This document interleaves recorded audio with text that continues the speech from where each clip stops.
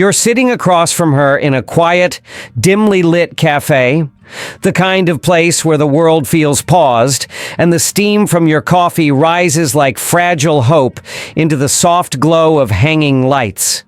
You laugh at her jokes, even the ones that barely land. You share dreams, career goals, life plans, maybe even names for children you don't yet have. You give freely, without hesitation, unaware of the cost of vulnerability. At first, everything feels effortless. Conversation flows like music, smiles are exchanged like currency, and every glance feels loaded with promise.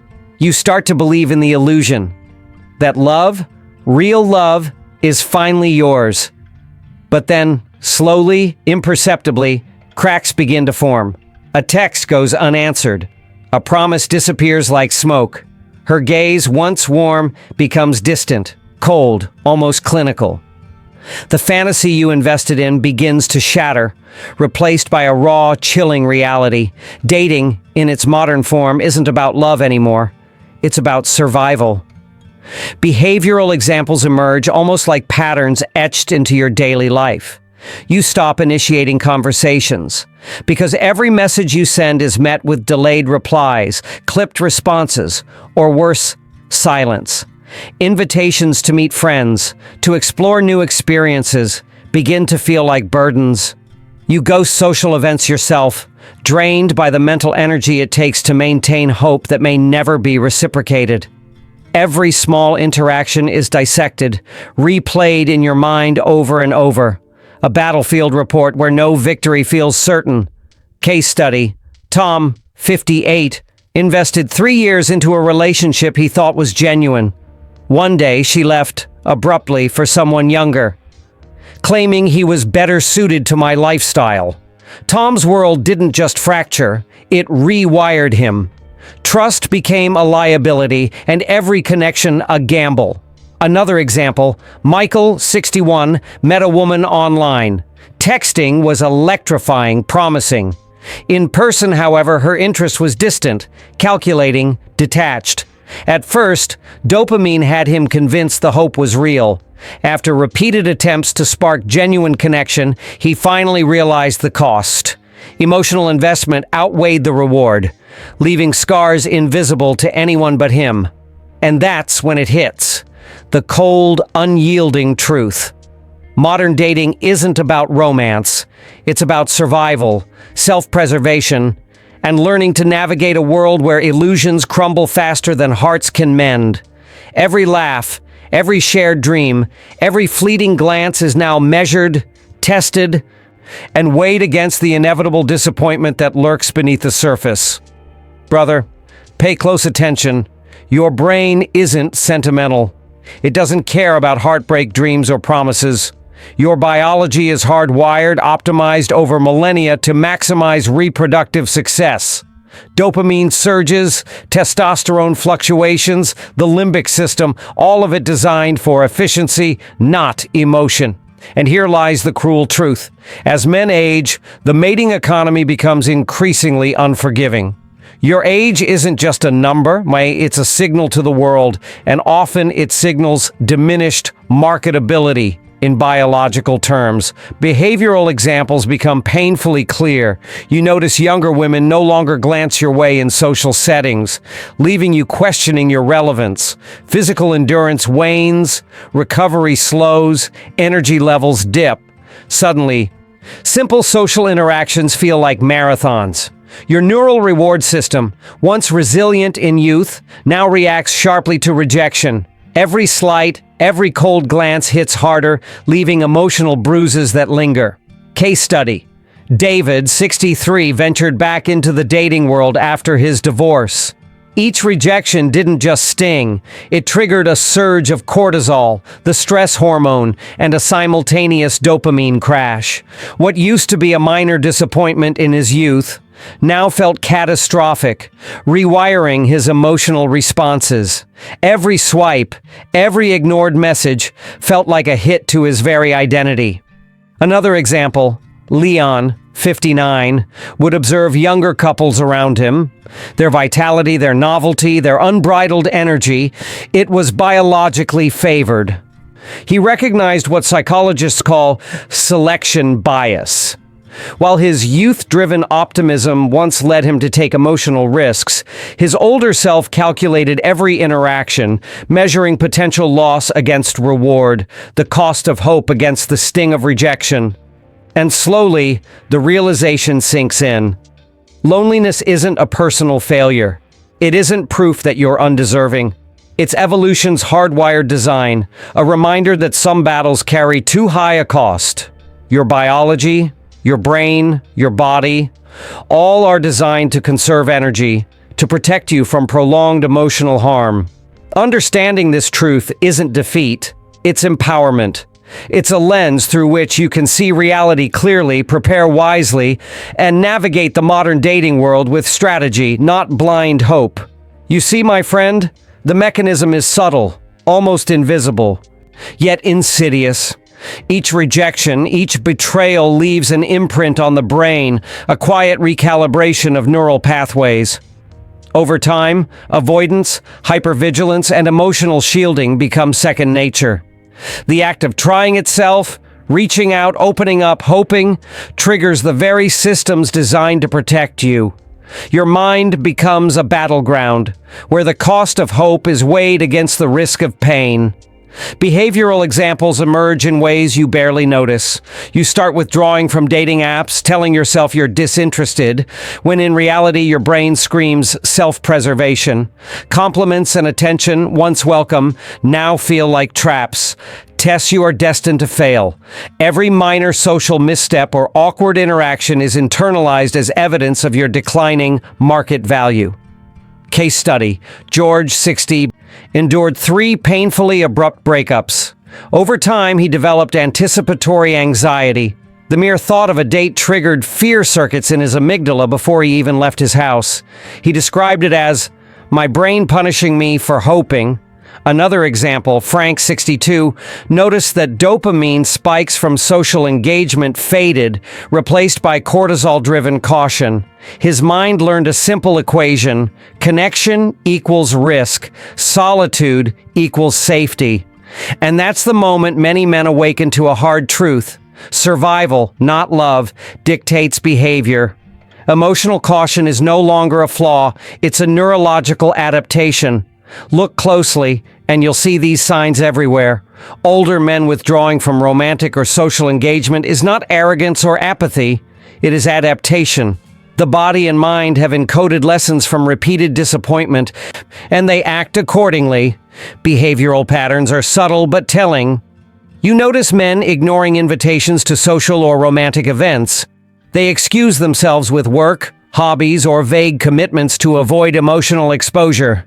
Cynicism and sarcasm replace openness when dating is mentioned. Some prefer hours of online research over real-world interaction, seeking control in a world full of unpredictable emotional outcomes. Case study: Steve, 65, after years of ghosting attempts and cold responses, stopped answering dating messages entirely. Outwardly, he rationalized it as choice. Inwardly, his emotional circuitry had marked engagement as dangerous territory. Another example, Mark, 61, avoided bars, mixers, and even family pressures, seeing every invitation as a potential emotional minefield. Detached to the outside world, he was inside a soldier guarding his last reserves of dignity and hope. Most observers misread these behaviors as pride, bitterness, or cynicism. In truth, they are the biological and psychological defense mechanisms of a mind designed to protect itself. Survival instinct has replaced the naive pursuit of connection, shaping behavior in ways subtle, profound, and unavoidable. Brother, don't fool yourself. This isn't just personal failure. Modern dating is a battlefield, rigged by culture, society, and shifting norms. The rules aren't fair, and the system often works against older men. The market favors youth, vitality, and novelty, leaving experience, wisdom, and stability largely unrecognized. It's a social architecture that silently sidelines men as they age. Consider the influence of media and cultural narratives. Female independence is glorified, a vital, empowering concept, yet sometimes at the cost of male emotional stability. Hypersexualized media, dating apps emphasizing instant gratification, and cultural phenomena like ghosting turn dating into a psychological minefield. Connection becomes a risk, not a reward. Case study, Ronald, 64, noticed the double standards on dating apps. Women could reject freely, sometimes without explanation. Men, however, faced reputational consequences if they were too assertive. His brain began to calculate every interaction. Effort equaled liability, withdrawal equaled safety. Another example, Jim, 59, realized society painted older men in impossible hues. Desperate if they pursued relationships, irresponsible if they didn't. The system left no middle ground. That's why many older men choose solitude. Not cowardice, but strategy. It's a calculated defense against a world engineered to test resilience at every turn. Even the strongest fall. Even the most disciplined feel the sting. The collision of isolation, repeated betrayal, and biological realities often leads to inevitable emotional collapse. The mind, once hopeful and curious, begins to retreat into self-preservation mode, sacrificing vulnerability for survival. Behavioral examples are haunting. Nights are spent in quiet reflection, haunted by past failures. Emotional numbness slowly replaces passion and hope. Cynical humor becomes a shield, masking the pain beneath. Connection feels more like a liability than a possibility. Case study, Hank, 62, described his nights alone as an internal war. Every memory of past disappointment replayed relentlessly, reinforcing the cost of vulnerability. Dopamine spikes no longer offered comfort. They only reminded him of risk. Albert, 66, after years of repeated heartbreak, realized he had emotionally shut down. For him, dating wasn't merely risky, it was psychologically punishing, a test he no longer wished to take. This is the bitter calculus. Emotional destruction is inevitable if you continue the game unarmed. Knowledge, strategy, and self-awareness are the only shields against a system designed to exploit hope. Understanding this is not defeat, it's preparation. Survival, not romance, dictates behavior in the modern age. The truth, my friend, is unflinching and brutal. Older men face a crossroads: chase fleeting connection and risk humiliation, or preserve dignity through deliberate solitude. Society rarely understands this choice, often labeling it as failure. But let me tell you, it is survival, wisdom distilled through decades of experience. Behavioral examples are subtle, yet profound. You begin selective interactions, reserving energy for trusted friends rather than risky romantic pursuits. Work, hobbies, personal growth. These are no longer distractions, but vessels of meaning and purpose. Loneliness is no longer a punishment, but a rational, strategic choice, a conscious act of self-preservation. Case study, Victor, 67, embraced solitude after decades of emotional warfare.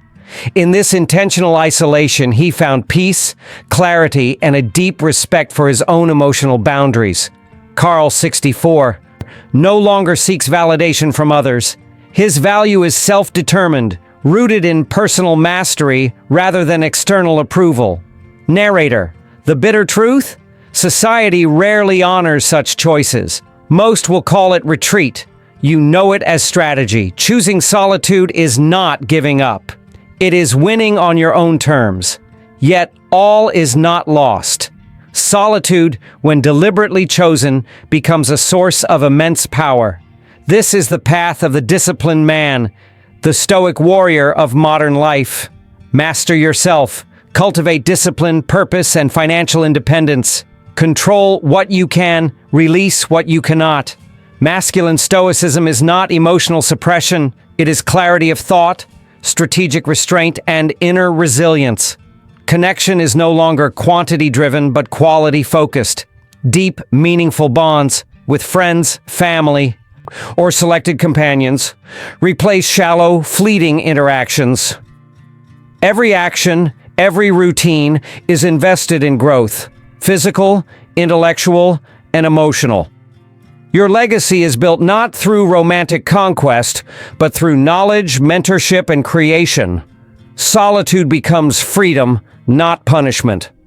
Case study, Thomas, 68, discovered that avoiding dating was not a weakness.